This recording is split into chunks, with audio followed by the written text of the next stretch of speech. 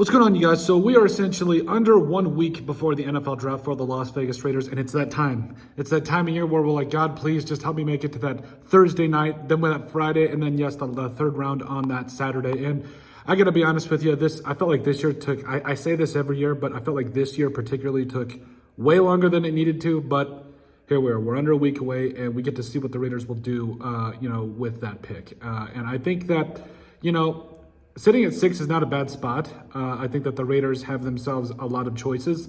Obviously, Ashton Genty is probably going to be there. Maybe even Shadeur Sanders. That could be really interesting. Now, obviously, also, a lot of this is smoke screens in teams trying to put out ideas about, where they're going to draft and who they're going to draft. And maybe even, unfortunately, we definitely have seen it where they do try to tank the stock of prospects sometimes. But for the most part, you have to take all of this pre-draft talk with a grain of salt, and I think that for the Raiders, it really comes down to BPA at 6 and beyond. Because right now, with what Pete Carroll and John Spytek have done with this team, I think that they bringing in Geno Smith, to me, was the golden nugget here. It's the fact that you brought in a guy that could potentially help you compete. Your defense going to continue to take big steps under Patrick Graham, and now you go into the draft truthfully drafting best player available. I think it's honestly the best spot where you could end up, and I think that the first draft class for Pete Carroll and John Spytek is going to be special. It's just a matter of where they go. Now, personally, I think you have to go get your number one wide receiver because, yes, Davante Adams leaving the offseason was huge. I loved Jacoby Myers, but let's face it, Jacoby Myers, as good as he is, I don't know that he's necessarily a number one. He's a solid number two.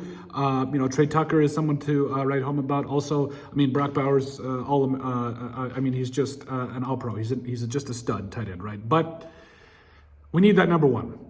And T-Mac, if he's there at 6, I think would make a lot of sense. If he's not there and they go Genty, I'm okay with that. But we need a receiver. We need that number one guy that's going to set the tone. We need that what Amari Cooper was supposed to be for this team. And I think there's a lot of options. I like me some Emeka Egbuka. I like a lot of the receivers in this class.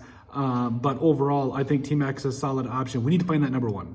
And I think that whether it's Geno Smith that's going to be starting for the long term or it's a quarterback that we know the Raiders are going to draft at some point or get at some point, I fully expect them to need a number one wide receiver that he will throw to, that quarterback will throw to. So I'm excited, but I just want a number one wide receiver. It's time we had our Davante Adams that is homegrown and that guy that we can look to just absolutely lead this offense. But overall, let us know what you guys think. The Raiders having to go get their number one wide receiver in this draft. Make sure you guys like, comment, and subscribe down below, and we'll see you on the next video.